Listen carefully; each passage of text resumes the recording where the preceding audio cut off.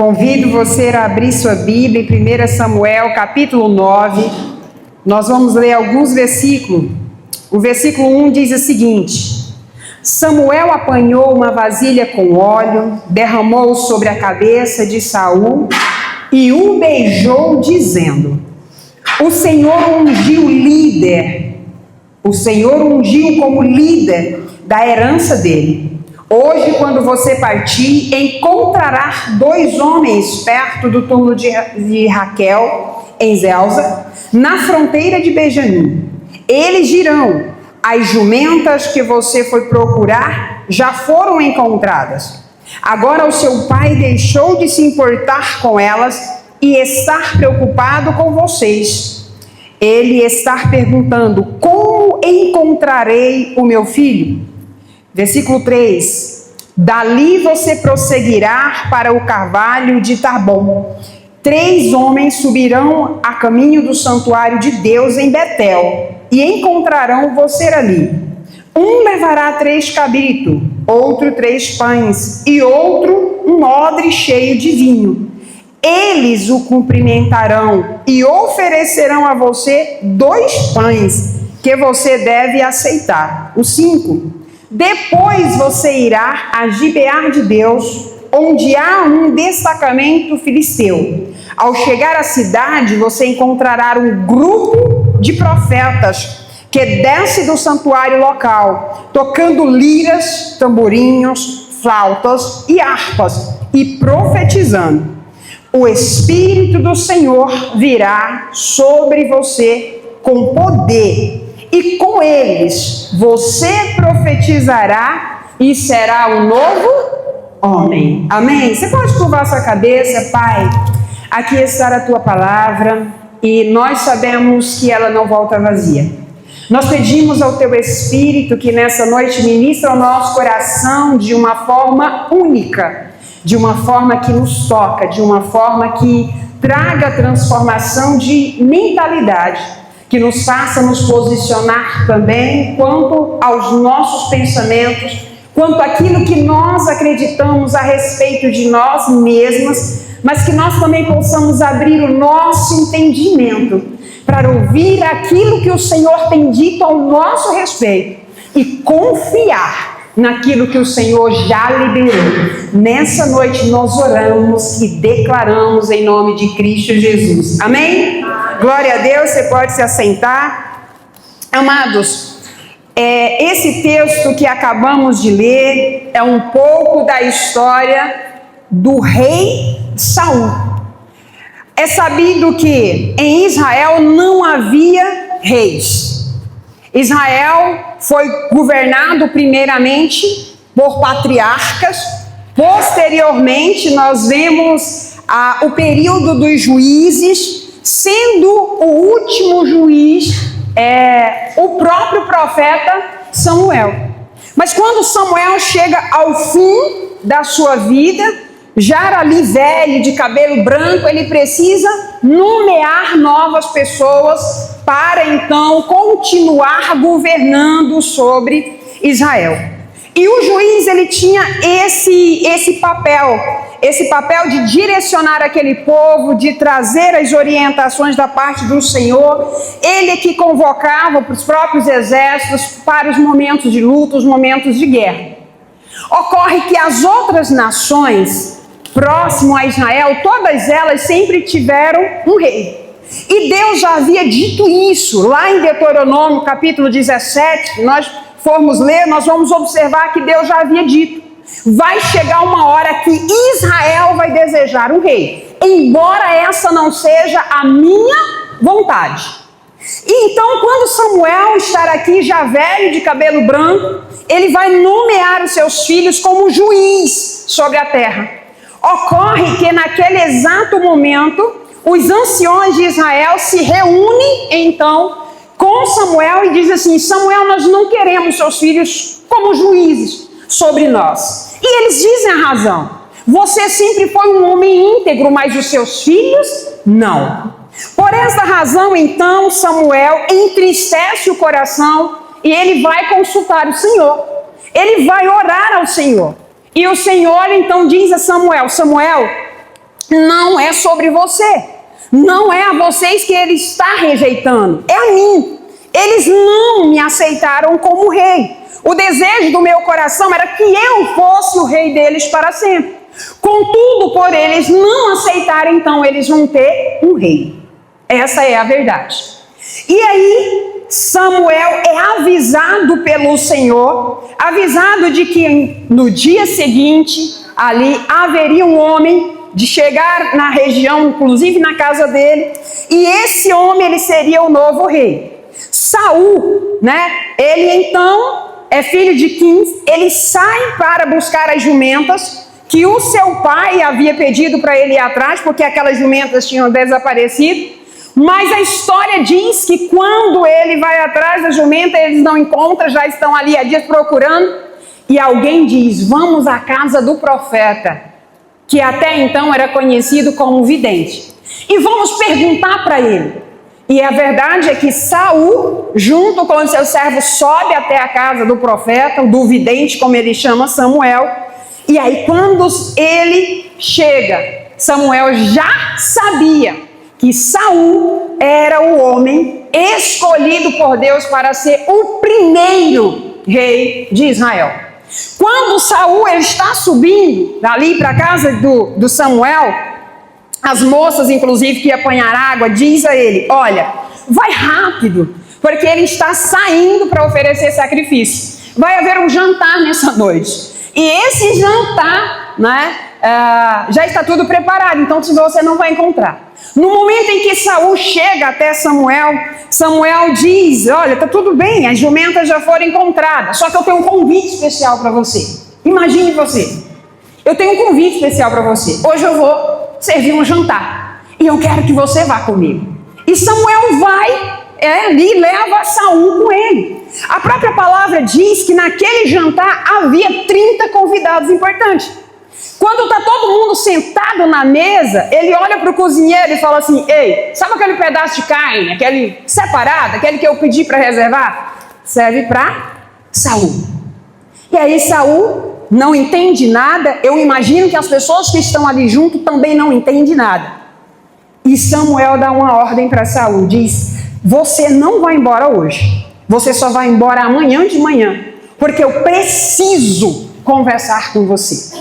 Os versículos, amados, do anterior, do capítulo 8, você vai ver que quando chega a manhã seguinte, Samuel então olha para Saul e ele diz a Saul: olha, a verdade é que eu pedi para você esperar, é porque você foi escolhido como rei de Israel.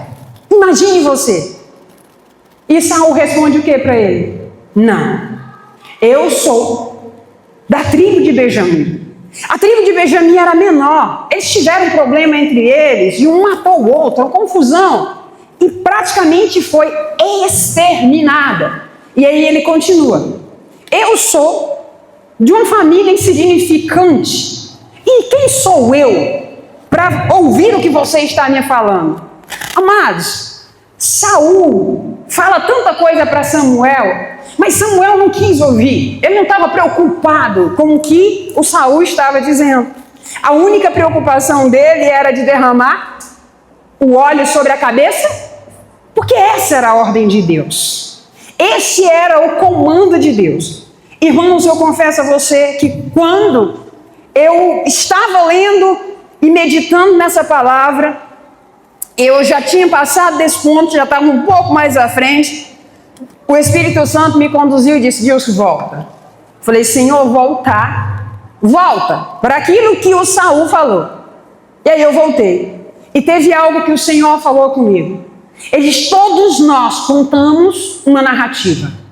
Todos nós, sem exceção, contamos uma história a respeito de nós mesmos. Todos nós contamos uma história a respeito da nossa vida, a respeito da nossa família, a respeito inclusive do nosso futuro. Nós contamos essa história. Aí eu falei: Senhor, e me chocou o que eu vou dizer para vocês. Eu creio, irmãos, que aquela voz que surgiu dentro de mim era o Espírito Santo. Falou: Dilce, eu entreguei o reinado para Saul. Falei: entregou? Eu entreguei o reinado para Saul. Mas o Saul, você vai ver ao longo dessa história, ele termina muito mal. Por quê? Por causa da narrativa que ele estava contando para ele mesmo. E o Senhor disse, falou comigo, o reinado de Saul representa a nossa própria vida. O momento em que nós nascemos é como se um óleo fosse derramado sobre as nossas próprias cabeças. E o Senhor nos deu uma missão, um propósito. Ele entrega algo em nossas mãos. Mas de repente, dependendo da narrativa que nós estamos contando, o nosso fim, ele pode ser de sucesso ou não. Por isso o tema dessa palavra é a narrativa que determina o seu destino. Qual a narrativa que você está contando para você mesma? Amados, aqui Samuel não queria saber se ele era da tribo de Benjamim. Quem mandou Samuel ungir ele rei? Deus! Deus não sabia quem era a tribo de Benjamim? Deus não sabia quem era o pai de Saul? Deus não sabia quem era o próprio Saul? Irmão, sabia. Ocorre que o Saul, ele construiu a narrativa dele a partir daquilo que a tribo de Benjamim enfrentou. A partir daquilo que a própria família dele enfrentou. A partir daquilo que ele olhava para dentro dele e ele acreditava. Dito isso, eu quero reforçar para nós mais uma vez. Eu e você, cada um de nós, temos uma narrativa que nós contamos a respeito de nós. E essa narrativa, ela não foi construída hoje. Essa narrativa, ela é construída ao longo dos anos, ao longo da nossa caminhada, principalmente a partir da nossa infância, irmãos. Tudo que nós vimos, ouvimos e sentimos, aquilo a gente carrega como verdade. Enquanto eu me arrumava para vir para a igreja essa noite, o Senhor me trouxe algo, falou: Dilce, tem esposo que dá mal no casamento. Sabe por quê? Às vezes porque ele baseia o seu casamento hoje na história que ele viu do irmão. Numa família grande, irmãos, que tem muitos irmãos, principalmente irmãos mais velhos e irmãos mais novos, às vezes, dependendo do comportamento, da conduta da cunhada, se aprontou com o irmão, ele fala: mulher não presta. Mas não é essa a linguagem que ele usa. Ele carrega dentro dele algum tipo de verdade que ele não percebe, inconscientemente falando, que faz com que ele olhe para um casamento com um olho diferente. E isso é para tudo na nossa vida. Nós não podemos contar a nossa história, irmãos, a partir dos traumas que nós vivemos, das rejeições que nós sofremos. Não podemos a partir das comparações ou dos fracassos.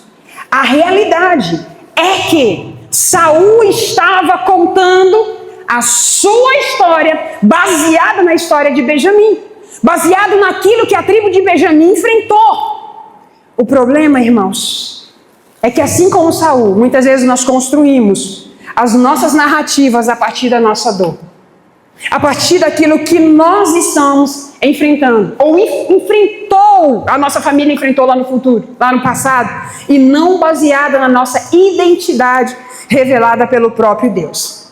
Eu quero te lembrar, Saul foi escolhido por quem? Saul foi escolhido ele foi ungido por quem? Por Deus. Ele foi capacitado por quem?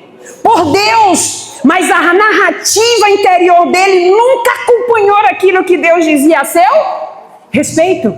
Ele não via que Deus escolheu ele, enxergava Samuel. Ele não via que quem derramava o óleo sobre a cabeça dele não era Samuel. Samuel era só um instrumento de Deus. Ele não percebia que o que ele necessitava vinha do próprio Deus. Eu li com você. Samuel foi específico. Quando você chegar em Gibeá de Deus, você vai encontrar um grupo de pessoas profetizando. Lá, o Espírito do Senhor, Ele se apossará de você. Em outras palavras, ele estava dizendo: o medo que você carrega dentro de você, a síndrome de inferioridade, de incapacidade que você carrega, vai desaparecer, porque você vai receber algo que é sobrenatural.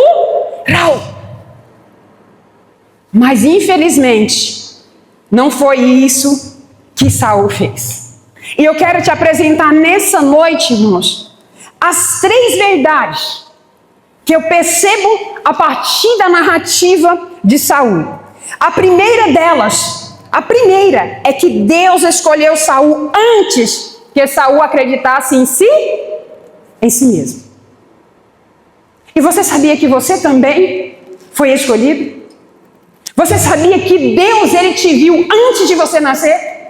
Você sabia que o que você faz, que o que você tem hoje em suas mãos, foi entregue pelo Senhor antes de você nascer?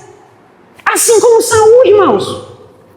Quando nós olhamos para o texto, 1 Samuel 9, o 15 e o 16, é o seguinte: no dia anterior à chegada, isso eu já contei para você, o Senhor havia revelado isto a Samuel. Amanhã, por volta desta hora, enviarei a você um homem da terra de Benjamim. Você ungirá como líder sobre o povo de Israel. Ele os libertará do poder dos filisteus. Eu tenho contemplado o meu povo, pois o seu clamor chegou até mim. Versículo 17. Quando Samuel viu Saul, o Senhor lhe disse: este é o homem de quem eu falei.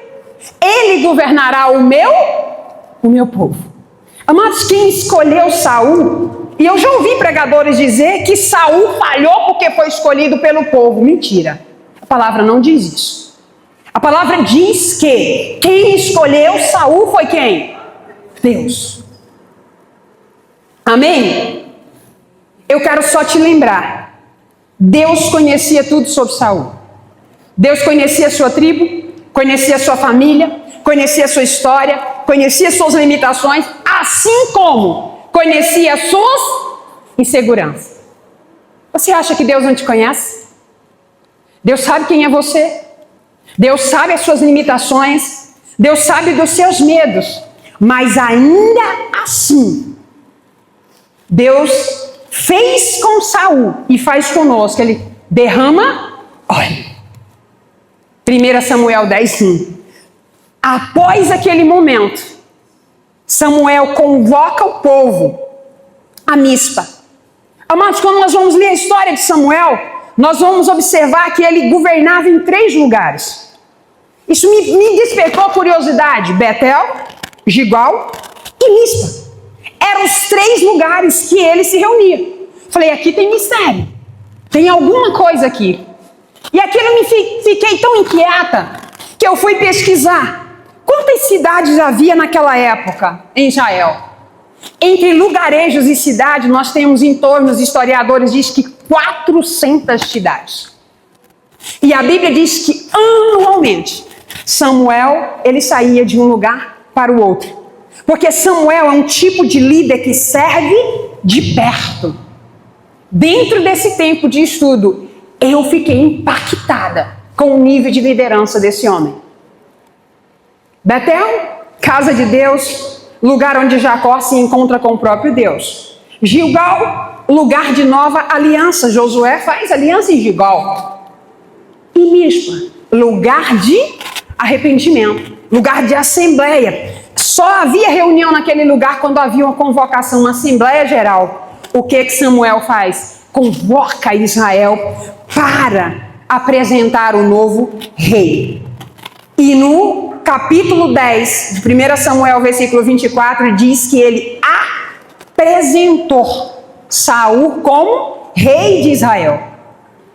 Amados, eu quero trazer nessa noite para nós, dentro desse primeiro tópico, que Deus, ele escolheu Saul antes mesmo que ele acreditasse nele. Eu quero trazer algumas verdades para nós. Deus nunca consulta a nossa autoestima antes de nos chamar.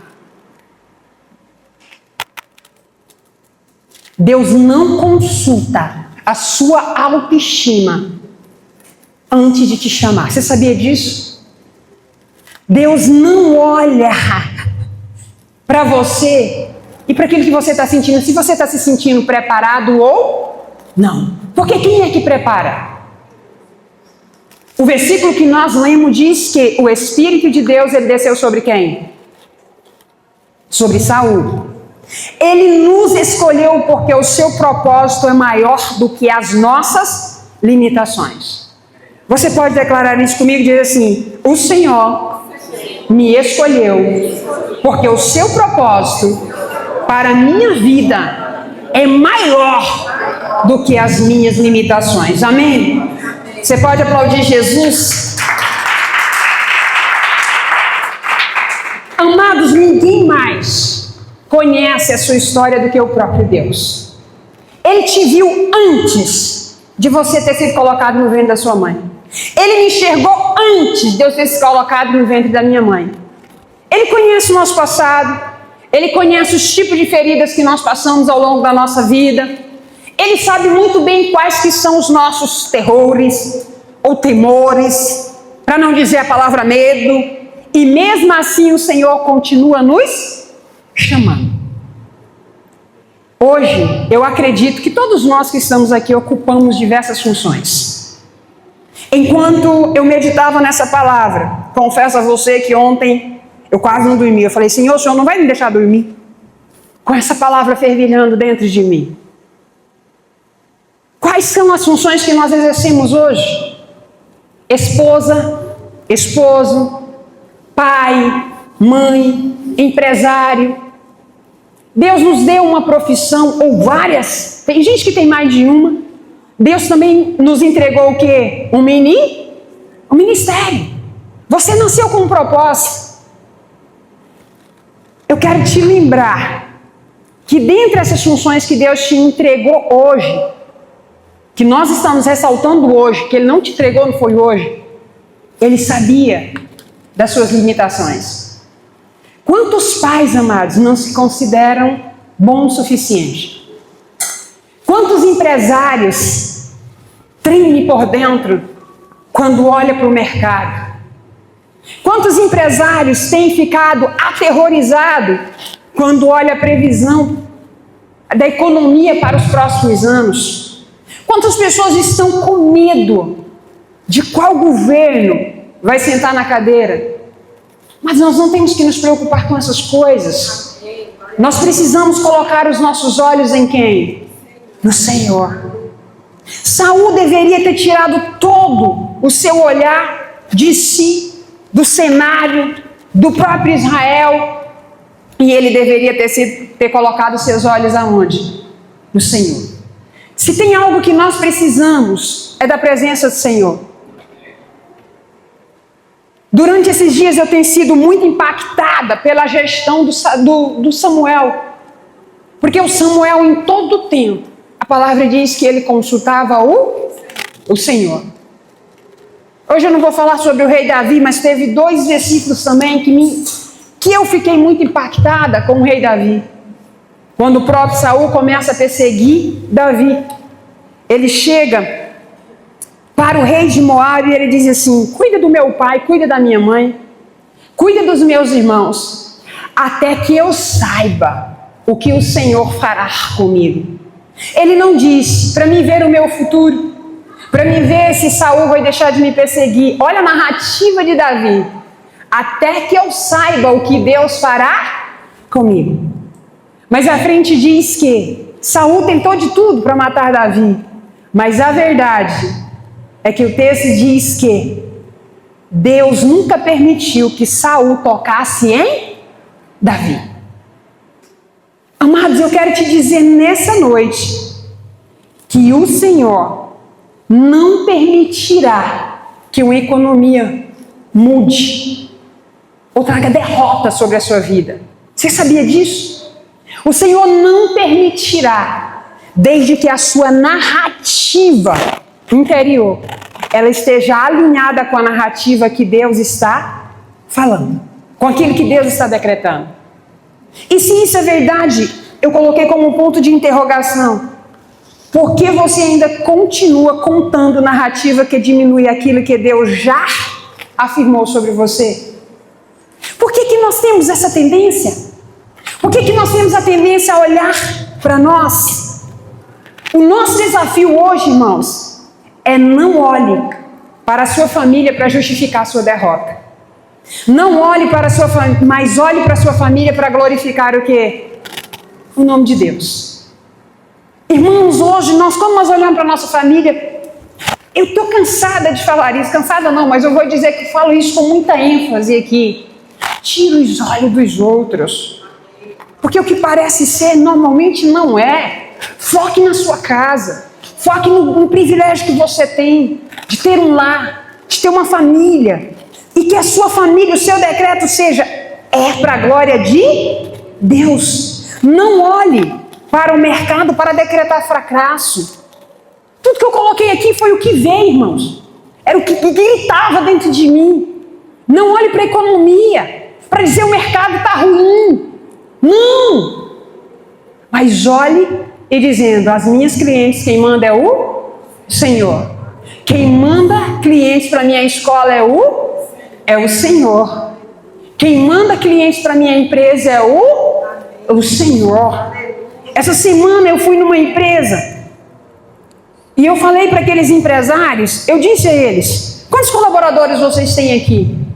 Tem um decreto de morte na boca dos empresários. Está difícil achar funcionário.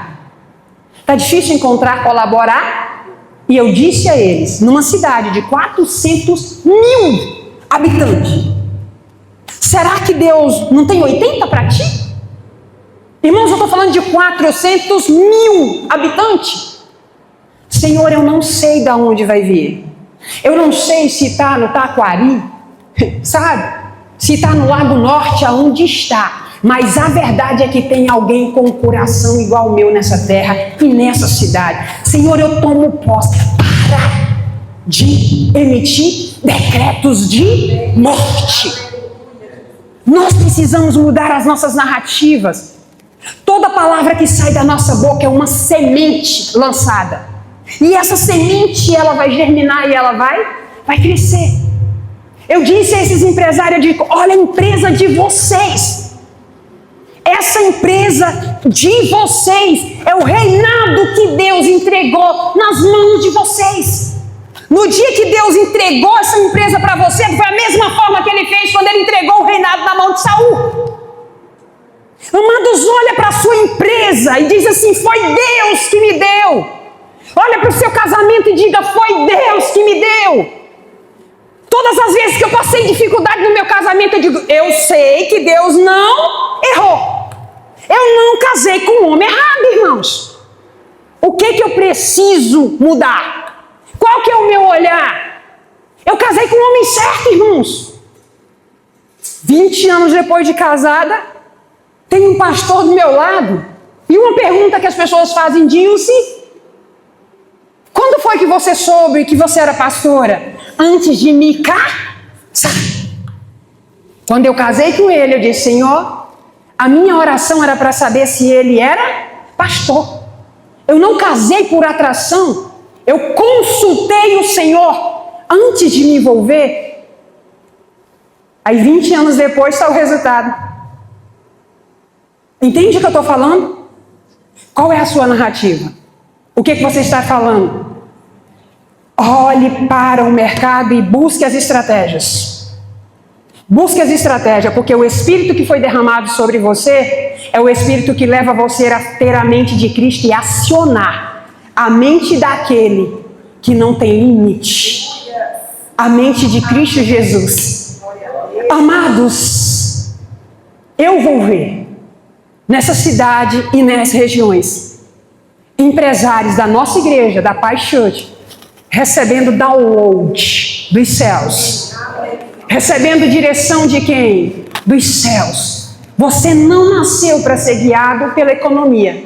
Você não nasceu para ser guiado por profecias de morte, mas por palavras de vida decretadas pelo próprio Deus. Você acessará as estratégias dos céus para a sua empresa, para a sua vida, para a sua família e para o seu casamento. Amém? Você recebe essa palavra? Então aplauda Jesus. Aleluias. Todas as vezes que tiver uma narrativa que ela é contrária àquilo que o Senhor fala, eu quero que você lembre do que está em Jeremias capítulo 1, versículo 5. Antes de formá-lo no ventre, eu escolhi. E antes de você nascer, eu separei. E eu te designei como profeta às nações. sonhos. Aqui, amado, só muda para a sua realidade. Antes de você nascer, eu te vi empresário. Antes de você existir, eu vi o seu casamento.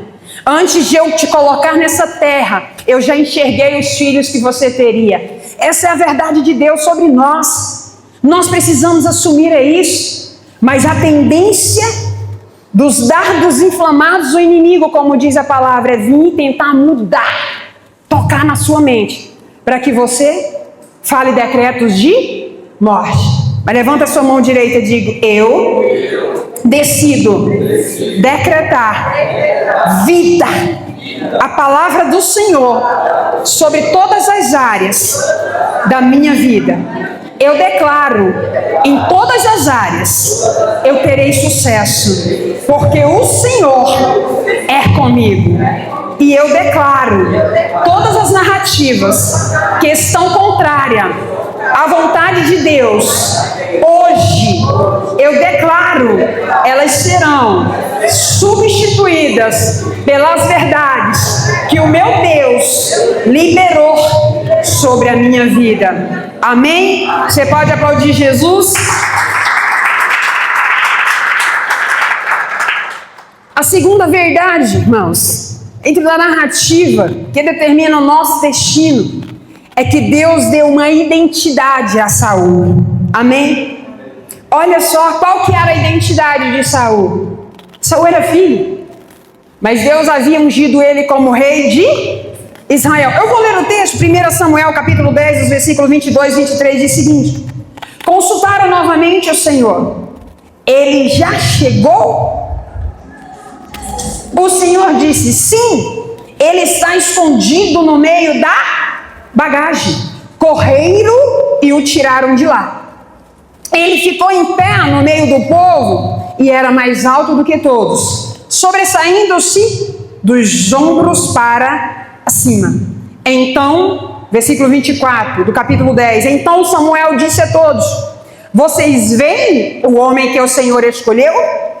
Não há ninguém como ele no meio de todo o povo. Então todos gritaram: viva o... Imagine a cena, irmãos. Samuel convocou o povo, subia a missa. Quando chega naquela cidade, está a assembleia ali reunida. E aí Samuel diz: lembra que vocês me pediram um rei? Pois é, eu consultei o Senhor, e o Senhor disse que era para mim entregar o rei a vocês. E aí ele lembra de tudo aquilo que o rei deveria fazer. Quando ele termina de fazer tudo aquilo, eles precisaram consultar novamente ao Senhor para saber se o escolhido já estava aqui. Porque como que funcionava para mostrar ali o povo que a Deus o havia escolhido? Eles lançavam sorte. E aí eles pegam, eu imagino eu hoje, né, na minha cabeça, eles pegam os papéis, vamos dizer assim, os papiros, com o nome das 12 tribos. Primeiro eles sorteiam a tribo. Qual foi a tribo sorteada? Adivinha? Adivinha não, que adivinhar não é de Deus. Mas imagina qual foi a tribo sorteada? Benjamim. Agora que a tribo de Benjamim abre o saco, que está o nome das famílias, puxou a família. Imagina qual foi a família que veio? A família de Saul. Tem muita gente nessa família. Qual que é o nome que vou escolher? Quando puxou, veio o nome de Saul. E aí eles precisam agora consultar ao Senhor para saber se Saul já estava ali. Onde Saul estava? Ele não já sabia que ele estava ali para aquela função? Ele não já sabia que eles se reuniriam ali para ser apresentado? Amados, ele está escondido atrás das bagagens. E isso me chama a atenção. O que fez Saul se esconder não foi a falta de unção. Lembra que o Espírito de Deus já tinha descido sobre ele? E quando ele começou a profetizar, todo mundo dizia: uai, mas não é o filho de quem? Começaram a apontar. O que então aconteceu que faz ele se esconder atrás das bagagens? O excesso de insegurança. Amados, o problema nunca foram as bagagens. O problema era a narrativa que Saul carregava dentro dele. Quem não aceita a sua identidade sempre encontrará um esconderijo para fugir do propósito. Quem não aceita a sua identidade sempre encontrará um esconderijo para fugir do propósito. Hoje muitos estão escondidos. Atrás de quê? Atrás do medo, da timidez, das desculpas, do próprio passado, das feridas e das comparações. Eu me inquietei. Eu ficava, Senhor, mas que bagagens são essas hoje?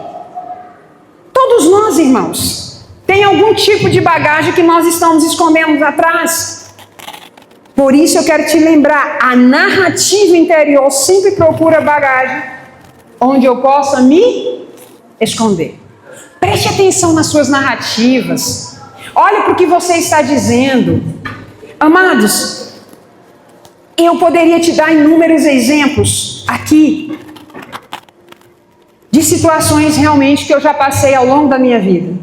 Hoje eu fiz uma autorreflexão, lembrando das funções, dos cargos que eu já ocupei e cada uma delas o que eu contei. Não vou dizer para você que é simplesmente fácil, não é. Mas em todas elas eu tive que construir uma nova narrativa. O primeiro cargo que eu ocupei de gestão foi como coordenadora de uma unidade básica de saúde em Palmas. Irmãos, só Jesus. Deus me entregou 70 colaboradores. Eu não vou negar para você que eu tinha medo. Eu tinha. Quando eu terminei a minha faculdade, eu fui ser professora.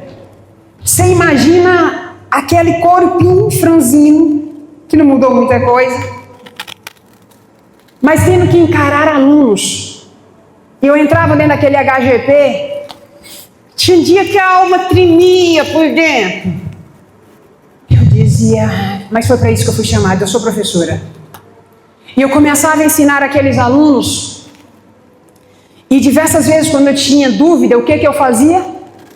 Eu pegava o telefone e eu ligava para uma professora de segurança. Professora Nelma, eu dizia, professora, isso. Ela disse, vai para frente. Irmãos, eu só liguei as primeiras vezes. Depois a gente vai adquirindo experiência. Quando eu cheguei em Porto, Deus me deu uma diretoria. Mais de 300 colaboradores em uma cidade de 70 mil. Para muita gente pode ser só uma diretoria, mas para mim eu tenho 70 mil habitantes na minha mão. Quem me entregou? O Senhor. Tinha dia, irmãs, que eu tremia por dentro, mas eu já tinha sido agente comunitária de saúde, eu já tinha sido administrativa, parecendo mais com a história de Davi, né? Eu já tinha ocupado diversas funções, mas ainda assim eu tremia por dentro. E eu pegava o telefone, ligava para a Nígima e chorava. Eu lembro de um dia que o doutor Nésio, eu falando com ele, e ele disse, Dilce, você foi preparada para isso. Nós te enviamos, nós te preparamos. Se eu acreditasse naquela narrativa que estava dentro de mim, com todos os problemas que eu enfrentasse em Porto, irmãos, eu não tinha permanecido naquela cadeira, eu não tinha feito o que foi feito nessa cidade.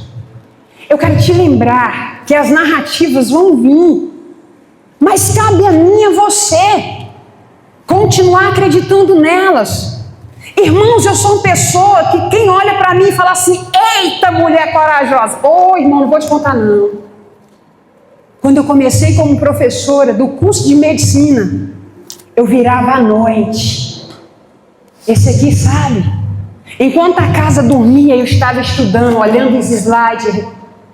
Mas ao amanhecer do dia, eu estava de joelho. Você tem noção de quantas vezes eu cheguei naquele tepaque, dentro do carro, e eu gritava, Deus! Se não for o Senhor, não me faça sair de dentro desse carro. Eu não tenho condição de entrar naquela sala de aula. Sabe por quê? Porque eu, desde o tempo que eu passei no vestibular, você sabe qual foi a frase mais linda que eu ouvi quando eu passei no vestibular? Que enfermeiro nasceu para ser mandado por médico. Para a honra e glória do nome de Jesus, eu falo, vai ficar gravado. Quem mandou em quem? a minha trajetória toda, eu fui líder de unidade de saúde, diretora de atenção primária e diretora de uma faculdade. Quem era que eu comandava? Se eu tivesse acreditado nas primeiras narrativas, naquilo que me contaram, qual que teria sido o meu destino? Isso é para a glória e honra do nome do Senhor. Eu fui uma das primeiras professoras do curso de medicina e não vou te dizer que é fácil. Não era fácil por causa da narrativa, mas eu tinha pessoas que viegavam em mim e diziam: você foi chamada para isso. Zé Maria Sinimbu dizia para mim: você é muito mais preparada do que muita gente que tem aí.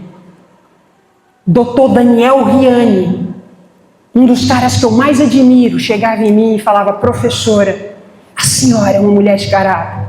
A senhora tem um conhecimento que pouca gente tem. Qual que é a nossa narrativa? O que que você está contando? Qual é a bagagem que você está usando para se esconder no dia de hoje? Muitas estão se escondendo atrás da bagagem de quem? Na história da sua família? Da sua vida financeira? O comportamento dos seus colaboradores, para quem tem empresa? O cenário econômico do país ou o medo? Eu não sei qual é a sua bagagem, mas hoje a palavra do Senhor para nós é: saia de trás da bagagem. Eu te chamo para fora. Eu te mando ficar de pé. E não é para você ter medo, porque o Senhor quer te apresentar. Assim como Ele apresentou Saul para Israel, hoje é noite do Senhor te apresentar para aquilo que você foi chamado. Amém? Você toma posse dessa palavra? Glória a Deus. Amados, eu quero só te lembrar: o medo talvez tenha sido o maior ladrão de destino das próximas gerações. Muitos pais não têm vivido a vida que Deus projetou, porque tem sido amordaçado pelo medo. Muitos casamentos têm chegado ao fim por causa do medo. Muitas empresas não têm avançado por causa do medo. Aí levanta a sua mão direita mais uma vez e diga assim comigo: Senhor Jesus, a tua palavra me afirma que o Senhor me deu espírito de ousadia, e eu declaro nessa noite todo espírito de medo seja arrancado de dentro de mim. Eu dou uma ordem, eu dou um comando nessa noite, e eu declaro que todo medo bata em retirada da minha vida, da minha casa, das minhas emoções. Você não tem governo sobre a minha vida, sobre os meus sentimentos. Eu declaro espírito de ousadia sopra sobre mim nessa noite, em nome de Cristo Jesus. Amém? Glória a Deus. Aleluia, irmãos. O Senhor nos deu esse espírito de ousadia. Amém? Terceiro ponto, rapidamente. Terceira verdade dentro da narrativa que determina o seu destino. A verdade é que Deus capacita quem Ele chama. 1 Samuel 10,6: o Espírito do Senhor virá sobre você com poder, e com eles você profetizará e será um novo. Você será o quê? Um novo homem. Essa é a palavra do Senhor para você. Você será um novo homem, você será uma nova mulher. Você precisa assumir essa verdade. Você precisa se apegar àquilo que a palavra diz. E eu quero te lembrar, irmãos, Deus, Ele não chama gente preparada. Ele chama gente disponível. Quem está disponível? Antes da missão, Deus enviou o que para Saul? A presença. Antes da responsabilidade, Deus deu para ele o quê? O Espírito Santo, irmãos, foi derramado sobre ele depois que ele foi apresentado? Não. Lembre disso. Antes de você ser apresentado, o Senhor já tinha te capacitado. O Senhor já tinha derramado o seu Espírito sobre você. Saul precisava de algo que o treinamento algum lhe daria. Esse era o entendimento dele. Nunca havia tido rei sobre Israel. Amados, ele era o primeiro. Ele era o primeiro. Você sabe quem seria o mentor dele? O próprio Deus. Ele tinha um cara que tinha uma intimidade como ninguém. O próprio profeta Samuel, que ungiu ele. Quantas vezes, irmãos, nós estamos desperdiçando as oportunidades, nós não estamos enxergando por causa do medo. Eu não tenho mais tempo. Mas essa semana, inclusive, Deus me deu um sonho falando sobre isso. E sobre mim mesmo. Irmãos, eu quero te dizer isso. Quando Deus te chama, Ele te capacita. Ele derrama o sobrenatural sobre você. Eu lembro quando foi para a escrita do Rendida, Deus só me deu o comando. Eu não entendia nada. Deus já tinha derramado sobre mim. Tem uma parte que é minha? Tem. Eu criei que Deus havia me chamado para aquilo. E eu pensava todos os dias, como eu vou fazer? Como que eu vou fazer para cadastrar esse livro na Câmara Brasileira de Livros? Como que eu vou fazer? Irmãos, eu fui para o YouTube. Você tem noção? Era o celular na mão e na frente do computador. Porque eu sabia que a unção sobrenatural já tinha vindo sobre mim. E eu precisava me apegar àquilo. Assim como Saul, preste atenção. Quando ele se virou para afastar-se de Samuel, Deus mudou o coração de Saul. E todos aqueles sinais se cumpriram naquele dia. E chegando a Gibeá, um grupo de profetas veio em sua direção. E o Espírito de Deus veio com poder sobre Saul. E este profetizou no meio deles. 1 Samuel 10, 9 e 10. Às vezes, irmãos, a gente fica olhando e se perguntando, não, mas eu não tenho essa capacidade. Por diversas vezes, quando eu estava escrevendo o Rendido, eu tive que dobrar o meu joelho e dizer, Senhor, me ajuda. Eu precisava mudar aquela narrativa de que eu nunca tinha escrito um livro. No sentido de do começo e fim. Eu precisei fazer isso. E você? Qual que é o limite que está impedindo você de avançar hoje? A capacitação Deus já te deu.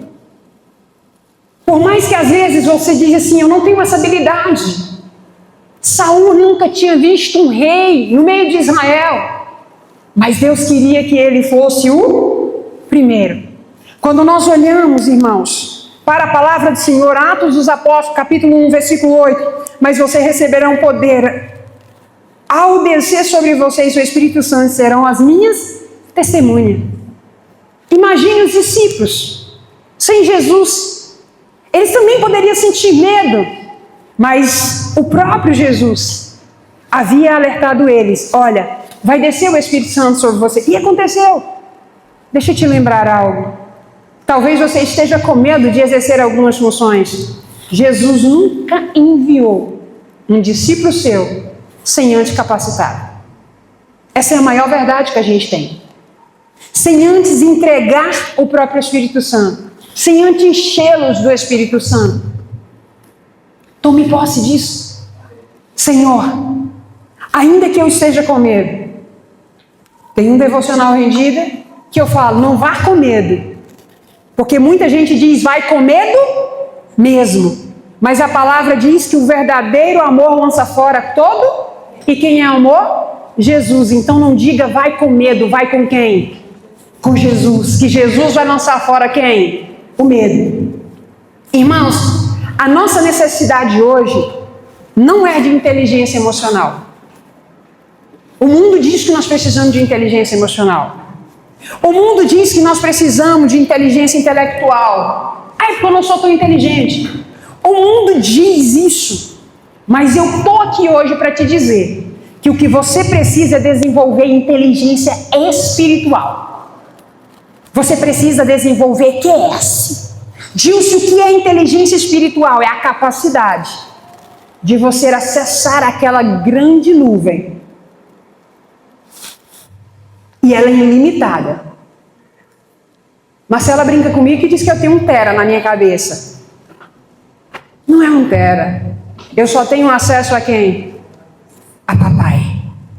Você tem acesso a papai.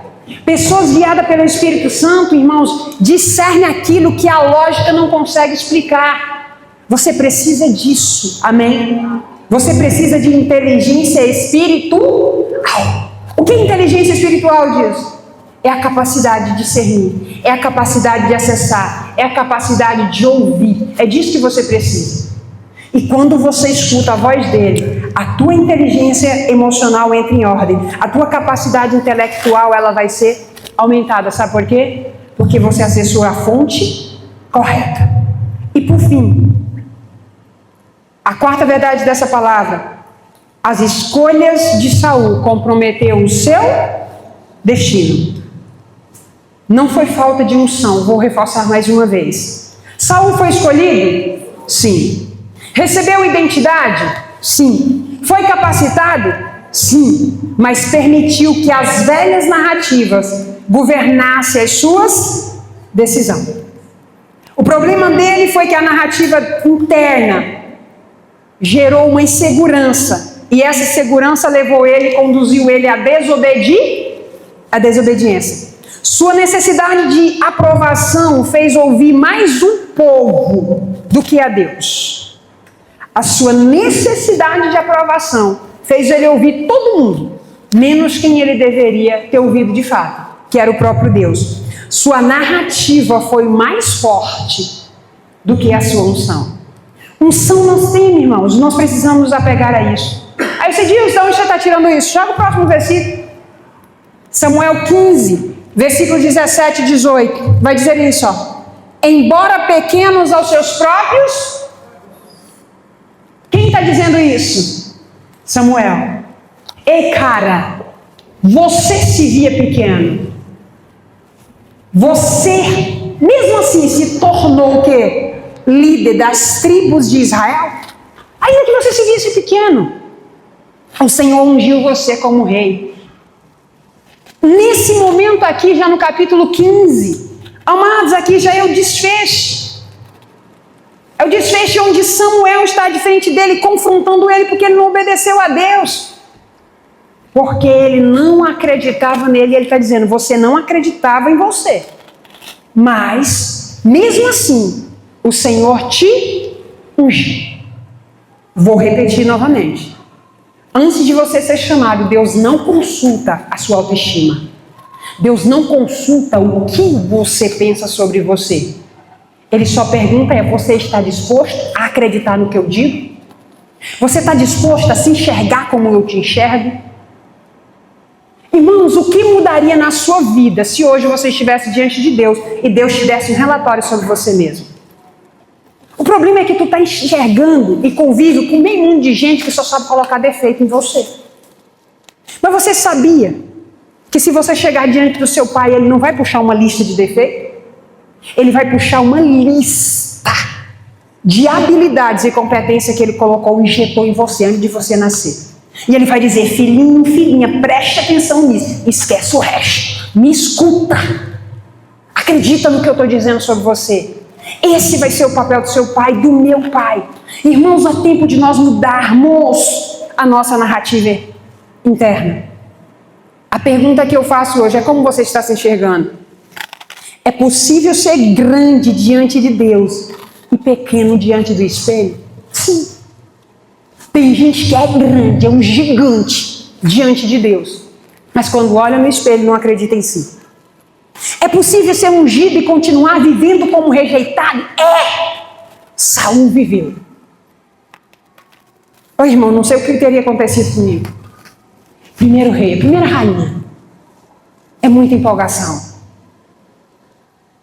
Hoje Deus faz algumas perguntas para nós. Não é verdade que eu te dei uma esposa? Por que você fica olhando para ela com defeito?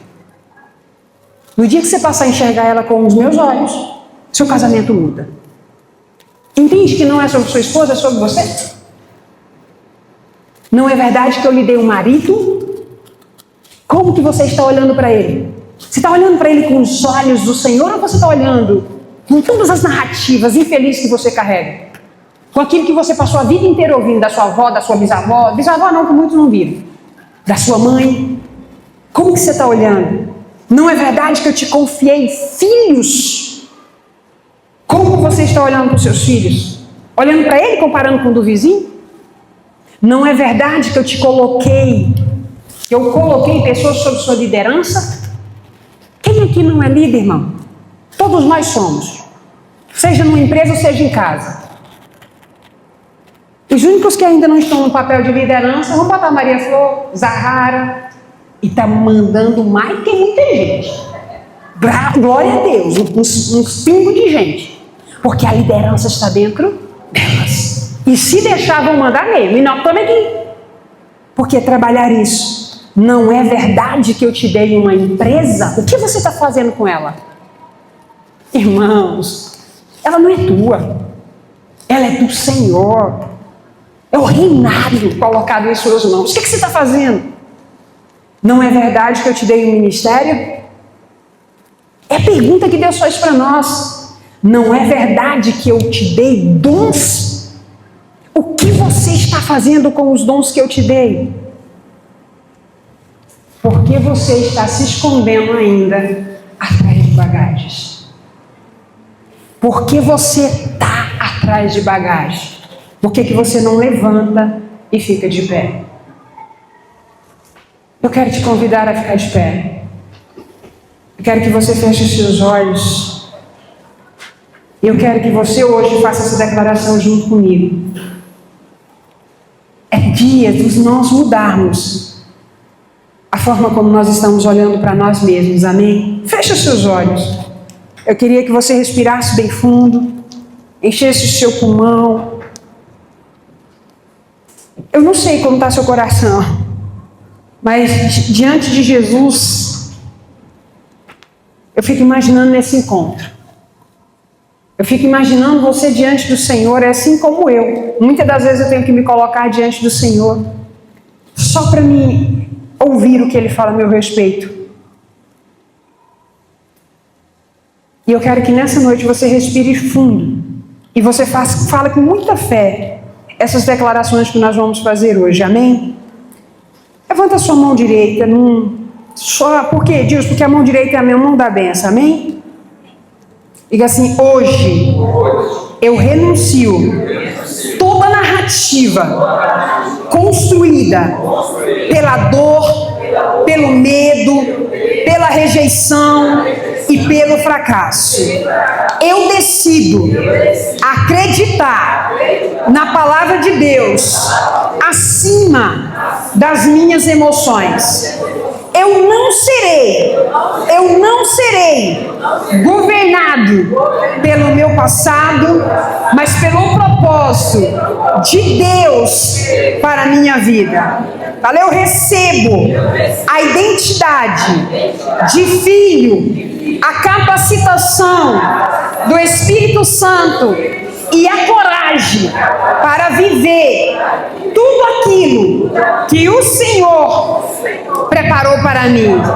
Eu hoje decido sair de trás de toda a bagagem que eu tenho carregado, bagagem do medo, bagagem das frustrações, bagagem das palavras de destruição, bagagem que tem me impedido de avançar. Eu caminharei em fé, eu obedecerei à voz de Deus e cumprirei o meu chamado.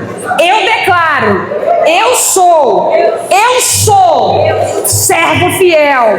Tudo aquilo que o Senhor confiou em minhas mãos, eu cuidarei com zelo da minha própria vida, da minha casa, da minha família, da minha empresa, do propósito, dos dons. Senhor Jesus, tudo aquilo que o Senhor me entregou, hoje eu tomo posse da tua capacitação. Eu declaro que o Senhor me preparará, derramará sobre mim habilidades, competência, força, ordem, movimento, para que eu ande em direção àquilo que o Senhor já escolheu e que o Senhor já determinou. Eu declaro, eu viverei o melhor dessa terra. Eu declaro que, como servo fiel, eu multiplicarei todos os dons e talentos que o Senhor colocou em minhas mãos. E eu creio que eu ouvirei dos teus lábios, servo bom e fiel.